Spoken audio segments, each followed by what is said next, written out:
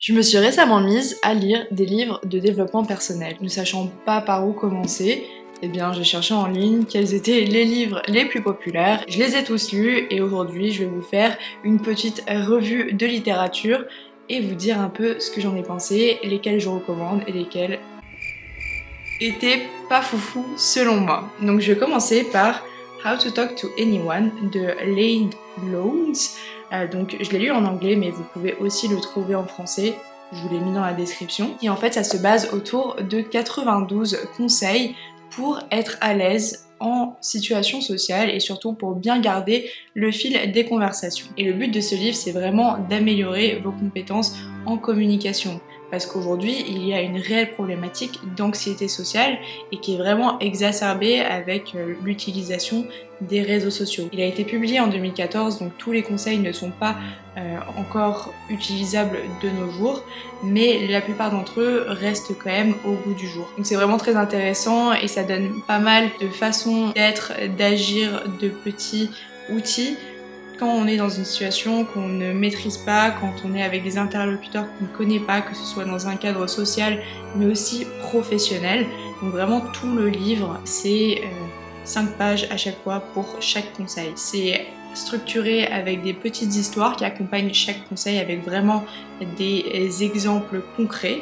Donc, ne vous attendez pas à ce que ce soit un récit tout du long, non c'est vraiment conseil par conseil, un chapitre, un conseil. Ce que j'ai vraiment aimé, c'est que c'est un livre qui est très simple. Donc c'est vraiment un exemple, un conseil, une application pratique. Donc pour le coup, tout ce que vous allez lire, vous allez pouvoir le mettre en place dans votre vie. Par contre, les limites pour moi, c'est que déjà, du fait que ça a été écrit en 2014, il y a énormément de choses qui ont été changées, surtout au niveau du travail. Après, même le Covid, le fait que maintenant tout soit beaucoup plus digitalisé, que le travail soit beaucoup plus en ligne, pour moi tout n'est plus applicable et surtout il peut y avoir des différences de culture parce que ça c'est donc quelqu'un qui parle principalement de la vie aux States. En France ou en Europe on est un peu différents sur quand même pas mal de sujets, mais pour la plupart en tout cas sont utiles. Mais aussi je trouve que certains peuvent rentrer un peu dans la manipulation et ça peut rapidement, si c'est mal fait, avoir l'effet inverse, nous faire passer pour quelqu'un d'opportuniste et de malhonnête. Donc globalement c'est un bon livre, très difficile à lire sur la longueur, sincèrement quand on arrive à la 250e page on en a un peu marre, c'est un peu indigeste, mais il y a quand même des très très bonnes techniques que j'utilise encore aujourd'hui dans ce livre, donc je vous le recommande. Maintenant on passe vraiment sur le classique des classiques qui lui pour le coup n'est pas tant au niveau des interactions sociales mais plus par rapport au travail sur soi et son vrai développement personnel en tant que personne. Donc Atomic Habits de James Clear, donc clairement si vous en avez pas entendu parler, lisez-le. C'est le Michael Jackson des livres de développement personnel. Globalement ce livre c'est des approches vraiment simples et efficaces sur comment un changement dans vos habitudes peut avoir un effet immense. Et donc en fait c'est un peu la règle des 1%, si tous les jours tu fais 1% de plus vers ton objectif final, et bien à la fin de l'année, tu auras 1%, plus 1%, plus 1%, et donc ça peut te permettre vraiment de faire des changements significatifs. Ce livre, il peut s'appliquer à plein de situations. Si vous êtes en pleine perte de poids, si vous changez de métier, si vous avez un projet spécial, vraiment ce livre est applicable à toutes les situations. Et encore une fois, le fait que notre mode de fonctionnement ait changé à cause des réseaux, qu'on soit beaucoup plus en ligne, qu'en fait on ait une double réalité, c'est-à-dire qu'on a la réalité physique et on a la réalité virtuelle, qui fait que beaucoup de personnes ressentent cette sensation de ne pas accomplir des choses, même qui ait tendance à repousser les choses au lendemain, et même juste ce sentiment de ne rien faire, de ne rien arriver à faire, c'est vraiment quelque chose qui grandit.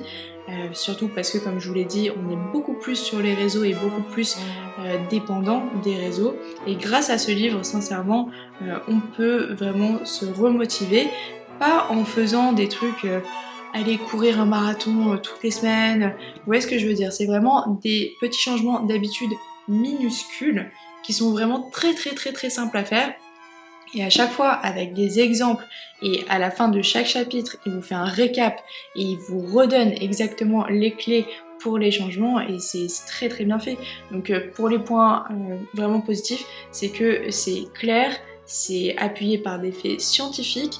James Clear, c'est quelqu'un qui a vécu aussi ce qu'il écrit, c'est quelqu'un qui vit ces mots. Donc vraiment, vous allez le ressentir, c'est pas bullshit, clairement, comme ce qu'on pourrait penser de beaucoup de livres de développement personnel. Après, je pense que ça manque un tout petit peu de contexte sur la gestion des échecs dans le processus de changement.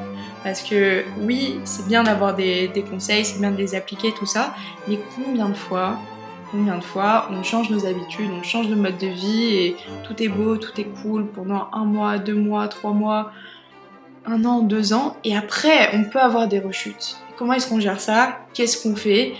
Et ouais, juste avoir un peu de soutien pour gérer ces situations, parce qu'on peut rapidement se sentir très très seul. Globalement, je vous le recommande, j'ai adoré ce livre, et lui, contrairement au premier, je l'ai lu jusqu'au bout et j'ai apprécié chacun des mots écrits dans ce livre jusqu'à la fin. Maintenant, on va passer au dernier livre qui est aussi un titan, les 4 accords Toltec. Ça là, un life changer vraiment. Ce livre, c'est un peu plus de 100 pages, mais je pourrais passer vraiment des heures à vous en parler. C'est comme un guide spirituel où l'auteur vous donne 4 accords pour avoir une vie en pleine conscience et surtout en paix. Donc je vais pas vous spoiler les 4 accords, mais qu'est-ce que c'est qu'un accord? En gros, c'est un accord que vous faites avec vous-même. Par exemple, je vais pas vous spoiler, par exemple, je ne dirai plus jamais rien de négatif. Admettons. Et en fait, pour chaque accord, il va vous expliquer le pourquoi du comment, qu'est-ce que ça fait que d'agir comme ça, parce que quand tu as une action négative, eh bien ça se répercute sur la personne qui est de l'autre bout de ton action, mais aussi sur toi et sur ton environnement. Et comment justement tu peux rompre ces croyances qui te limitent, et pour justement avoir et accueillir beaucoup plus de positivité dans ta vie. Je sais que là ça sonne, mais vraiment ça sonne comme du gros charabia, mais je vous assure que si vous êtes en recherche de positivité, d'être en accord avec vous-même et juste de vivre une vie où vous êtes satisfait, où vous n'êtes pas dans la culpabilisation, dans ce sentiment de je ne fais rien, je stagne, je n'accomplis rien, je suis pas heureux, ce livre est pour vous. Je l'ai lu à ce moment-là, ça m'a énormément aidé. Je l'ai lu à un moment très difficile dans ma vie où je venais de vivre une rupture amicale très difficile pour moi, et ça m'a permis vraiment de refaire le point sur moi. Et contrairement à Atomic Habits où c'est vraiment des conseils comme ça concrets, lui vraiment c'est une façon de se diriger mentalement vers cette philosophie.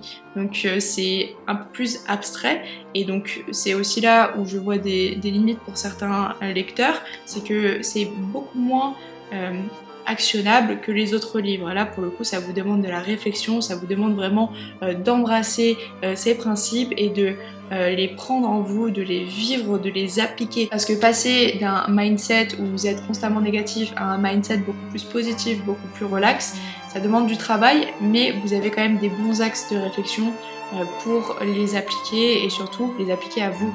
Il n'y a pas de méthode standard, et c'est aussi ça qui est bien avec ce livre, c'est que ça s'applique à n'importe quelle situation. Donc ce livre pour moi il a été profondément transformateur, ça m'a permis de faire une énorme introspection et vraiment de changer ma philosophie.